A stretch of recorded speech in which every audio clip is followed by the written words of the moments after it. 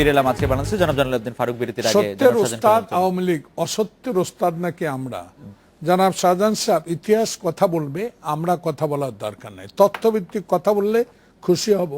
যদি আপনারা বাংলাদেশের পাকিস্তানে বলে না থাকেন, বাংলাদেশের প্রধানমন্ত্রী হতে চান, বাংলাদেশের স্বাধীনতায় চাইতেন, তাহলে ভুট্টোর সাথে আলোচনা করে লিগাল ফ্রেমওয়ার্কের মধ্যে ইলেকশন করে সময় ক্ষেপণ করে কেন বাংলাদেশের এতগুলো মানুষ সেদিন অস্ত্র আনার পর পাকিস্তানকে সুযোগ দিলেন?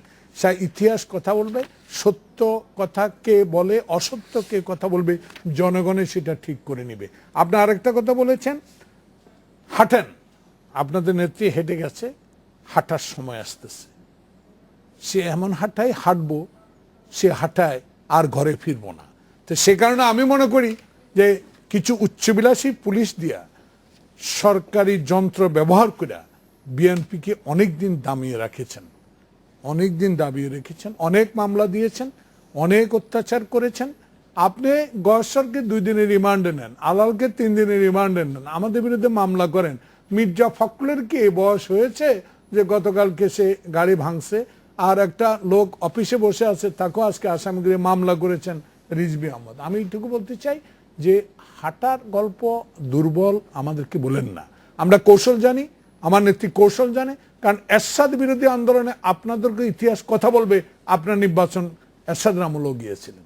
অতএব সে কারণে আমাদেরকে দুর্বল মনে করেন না, আমাদেরকে হাঁটার উপদেশ দিয়েন না। আমরা হাঁটতেও জানি, কথা বলতেও জানি। তবে কিছু উচ্চবিলাসী পুলিশ কর্মকর্তাদেরকে নিবৃত্ত রাখেন, সরকারি যন্ত্রটা এতভাবে ব্যবহার আমাদের উপর করেন না। আমরা যত এবার অত্যাচার করেন, 5 তারিখের জনসভা, 3 তারিখের জনসভা ডাকা হবে। আগামীকাল আমি দেখলাম ব্রেকিং নিউজে আমাদের নেত্রী প্রেস কনফারেন্স করবেন, অপেক্ষা করেন, তারপরে আবার কথা বলবো। আমি ইতিহাস কথা বলবে, ইতিহাস তো কথা বলেই, এবং ইতিহাস সত্য কথা বলে। ওনারা কিন্তু বাংলাদেশে ইতিহাসও পাল্টে ফেলার চেষ্টা করেছিলেন। আপনি জানেন যে 16 খণ্ডে যে বাংলাদেশের ইতিহাস, মুক্তিযুদ্ধের ইতিহাসটা আছে, তার 3 নাম্বার খণ্ডের বহু পাতা ওনারা কিন্তু পাল্টে ফেলেছিলেন। সুতরাং ওনারা ইতিহাস পাল্টানোর ওস্তাদ, শুধু মিথ্যা কথা বলে ওস্তাদ না, সরি আমি শব্দটা প্রত্যাহার করতে চাই, অসত্য কথা বলতে ওনারা ওস্তাদ। তো সেই কারণেই ওনার ইতিহাস সত্য কথা বলে। আর ভুট্টোর সঙ্গে বঙ্গবন্ধুর যে আলোচনার কথা উনি বলেছেন, ইতিহাস জানেন না বলেই কিন্তু এই কথাটা বলেছেন।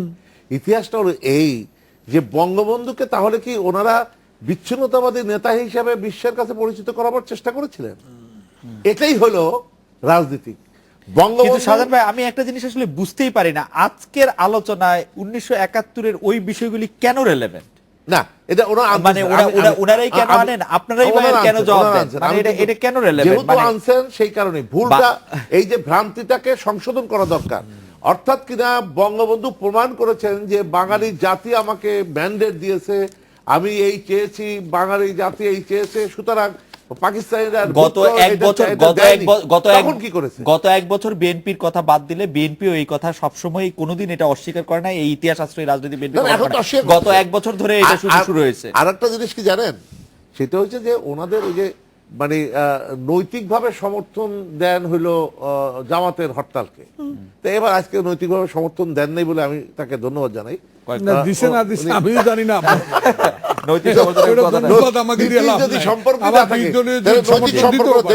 কালকে প্রেস কনফারেন্স আছে। আর একটা জিনিস হলো যে আমি একটা জিনিস বলতে চাই, সেটা হলো যে ক্ষমতায় যারা থাকে তারা অনেক কিছু করেন। ওনারা যে পুলিশের কথা বললেন, এই আমার বিরুদ্ধে মার্ডার কেস ওনাদের সময় দেয় নাই, আমিও তো মার্ডার কেসের আসামি ছিলাম। ক্ষমা জাহাঙ্গীর, আমাদের 55 বিশ্বাস, আমরা কি মার্ডার করেছিলাম ঢাকা শহরে? এই মার্ডার কেসের আসামিতে তার মানে ওনারা যা করেছেন তাই আপনারা করেছেন। একদম শেষ করতে শাহজাহান ভাই, ফারুক ভাইকে 30 সেকেন্ড বলতে দেওয়া যাবে না। ফারুক ভাই 30 সেকেন্ড বলুক। আচ্ছা বলুক। ঠিক আছে, যে উনি হেফাজত সম্মত বলেছেন, আপনার মাধ্যমে একজন বিজ্ঞ সাংবাদিক, আপনি জি আপনার মাধ্যমে না একজন সাংবাদিকের মাধ্যমে আমি জানতে চাই, সেদিন যদি হেফাজতের লোকে না মারে থাকেন তাহলে মিডিয়াকে কেন ঢুকতে দিলেন না? আপনি বলেছেন এত রক্ত কোথা গেল, সেটা উত্তর আমি মিডিয়া ঢুকতে বাধা দেওয়া।